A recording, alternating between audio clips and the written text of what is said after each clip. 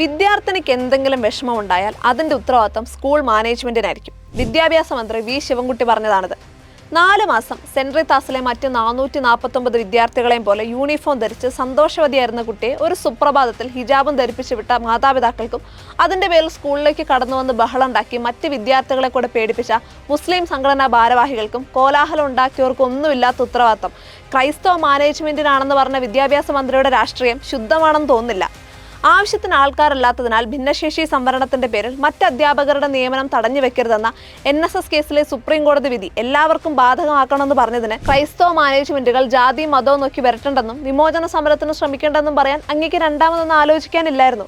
അങ്ങേ ഭരണഘടനാ സംരക്ഷകനെ ചിത്രീകരിക്കുന്ന ഈ മതമൗലികവാദ സംഘടനകളുടെയും അവരുടെ ഒളിപ്പോരാളികളുടെയും മത താല്പര്യങ്ങൾ അറിഞ്ഞിരിക്കുന്നതാണ് നല്ലത്.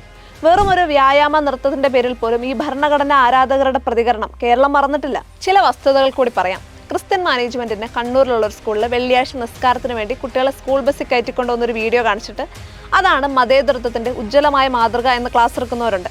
അതെ, കത്തോലിക്ക സഭയുടെ ഈ മാതൃക ഇതര മതസ്ഥരായ വിദ്യാർത്ഥികളുടെ മതപരമായ ആവശ്യങ്ങൾക്ക് വേണ്ടി മുസ്ലിം മാനേജ്മെന്റുകൾ നടത്തട്ടെ. അല്ലാതെ തങ്ങളുടെ സ്ഥാപനത്തിൽ മറ്റൊരു മതത്തിനും പ്രാർത്ഥനാ മുറികൾ അനുവദിച്ചിട്ടില്ലാത്തവർ ക്രിസ്ത്യൻ മാനേജ്മെന്റ് സ്കൂളുകളിൽ പോയിട്ട് നിസ്കാരമുറി ആവശ്യപ്പെടുന്ന പോലുള്ള നാടകം നടത്തരുത്.